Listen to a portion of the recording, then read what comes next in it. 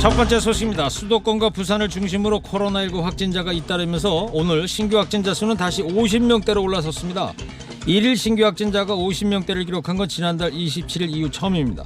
경기도 고양시 교회 집단 감염이 서울 남대문 시장 등으로 번진 가운데 경기도 용인의 고등학교 2곳과 부산의 평생교육과정 중학교 성인반에서도 감염자가 잇따라 나왔습니다. 서울 광진구에서는 롯데리아 점장 등 4명의 코로나19 확진 판정을 받았습니다. 이들은 지점장 모임에 참여했던 사람들로 서울 시내 롯데리아 점포 7곳이 영업을 중단했습니다. 이거 끝이 없네요. 끝이. 조금만 방심하면 본물 터지듯 터지는데요. 오늘의 내 행동이 내일을 결정합니다. 우리 조금만 더 힘을 내보자고요.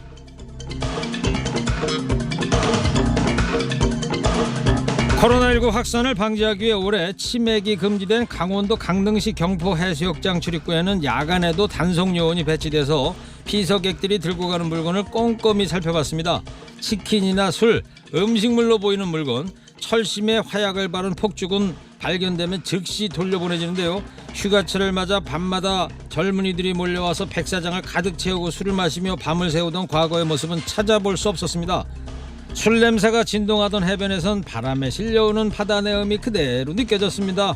쓰레기로 넘쳐나던 쓰레기통은 대부분 비어있고 백사장은 야간에도 깨끗하게 유지가 됐습니다. 늦은 밤에 경포해변을 찾은 피서객들은 밤바다를 배경으로 기념 촬영을 하고 연인들은 삼행시를 지으며 백사장을 거닐었습니다.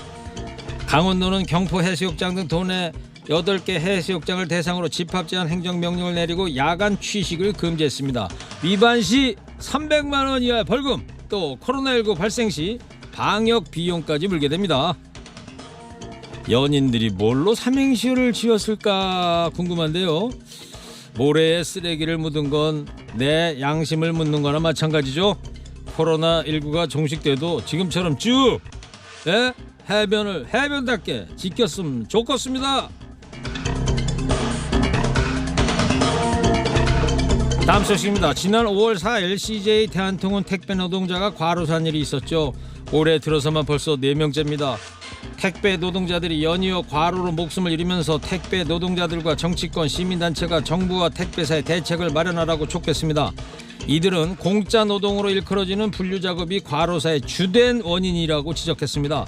분류작업은 매일 자신이 배송할 물품을 자신의 택배 차량에 옮겨 싣는 것으로 오전 7시부터 6시간의 노동을 요하지만 분류작업에 대한 대가는 빵원입니다. 이들은 택배 노동자는 법에 사각지대에 있는 특수고용 노동자다. 쉬고 싶어도 쉴 수 없고 배송 시간에 쫓겨 병원조차 갈 엄두도 못 내는 열악한 환경 속에 매일 길게는 16시간의 장시간 노동을 하고 있다. 택배 노동자의 과로사가 발생하는 근본적인 이유다. 이렇게 밝혔습니다. 지금 코로나19로 때 아닌 호황을 맞이한 택배업계.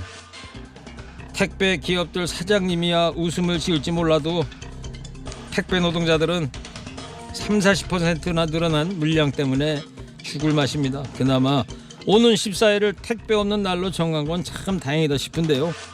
좀 늦으면 어떻습니까? 좀 불편하면 어때요? 나의 작은 기다림이 누군가에게는 생명 같은 휴식이 될 수 있다면 그걸로 충분합니다. 이 문제는요, 이따가 3부 안진걸 암행어사에서 더 자세히 짚어보겠습니다.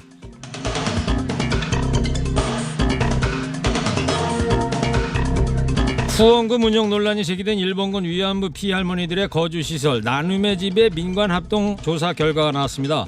5년 동안 88억 원 상당의 후원금을 모집하고도 할머니들을 위해서는 달랑 2억 원 정도밖에 사용하지 않은 것으로 드러났습니다.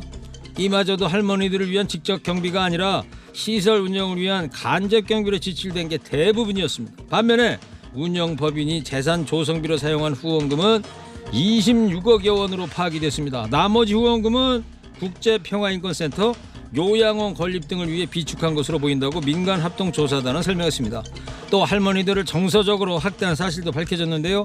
할머니들한테 갖다 버린다, 혼나봐야 한다 등등 언어폭력을 가했는가 하면 할머니들의 그림과 사진, 활동 역사를 담은 기록물, 국민의 응원 편지 등을 포대자루나 비닐에 넣어서 건물 베란다에 방치한 사례도 확인이 됐습니다. 나눔의 집은 1992년 조계종이 주도하는 한국불교종단협의회 불교인권위가 만든 시설입니다. 현재 위안부 피해자 할머니 5명이 생활하고 계십니다. 스님께서 어찌 그리 세속에 관심이 많으신지 자비를 그렇게 외쳐대면서 그야말로 제밥에만 관심이 있었네요. 젊은 시절 위안부로 고통받은 할머니들이 노후에도 엉뚱한 이들의 입속 챙기기에 이용만 당하고 있었다니 화만 납니다. 마지막 소식입니다. 러시아에서 세계 최초로 코로나19 백신이 공식 등록됐다고 블라디미르 푸틴 대통령이 밝혔습니다.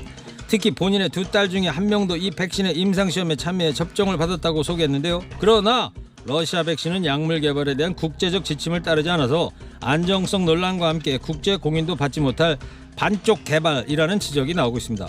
통상 신약은 1에서 3상 임상시험을 모두 통과한 뒤에 규제 당국의 승인 절차를 밟습니다. 그러나 스푸트니크 V라고 이름 지어진 이 백신은 아직 3상 임상시험을 거치지 않은 건데요. 해외는 물론 러시아 내 전문가들도 수만 명을 상대로 몇 개월간 진행되는 3차 임상시험을 거치지 않은 성급한 백신 접종이 심각한 부작용을 낳을 수 있다는 우려를 표명하고 있습니다. 세계 최초 이 타이틀 얻기 위해서 무리수를 둔 거 아닙니까? 인류 발전의 원동력이 최초 처음에 대한 집착에서 시작됐다고 해도 과언은 아닙니다. 그러나 의약품은 얘기가 다르죠. 코로나19 팬데믹에 모두가 마음이 급하지만 인간의 생명을 담보로 하는 백신과 치료제는 안전성을 건너뛴 처음은 아무런 의미가 없습니다.